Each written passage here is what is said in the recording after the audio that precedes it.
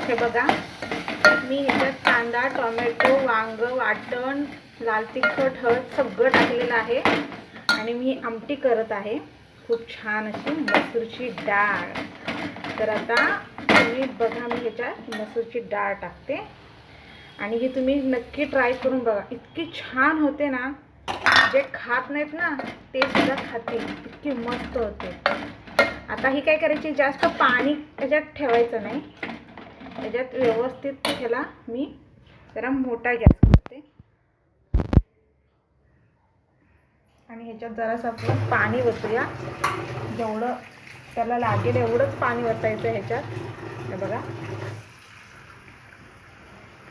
जास्त पाणी ओतायचं नाही. जास्त पाणी ओतलं की काय होतं, एवढी खास ती डाळ लागत नाही.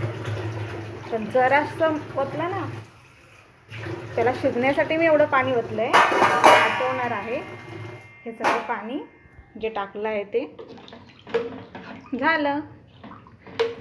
आता याच्यात फक्त चवीपुरतं आपण मीठ टाकूया.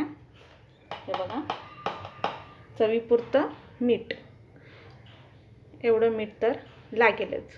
कारण हल्ली काय झालं आहे, हल्लीच्या मिठांना ना चवच राहिलेली नाही. कितीही मीठ टाका, मीठ लागतच नाही. पण भीती वाटते ना, जेवण खारट झालं तर काय करायचं.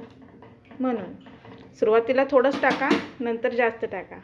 झालं. आता 10 मिनिटात ही आमटी तयार. बाय.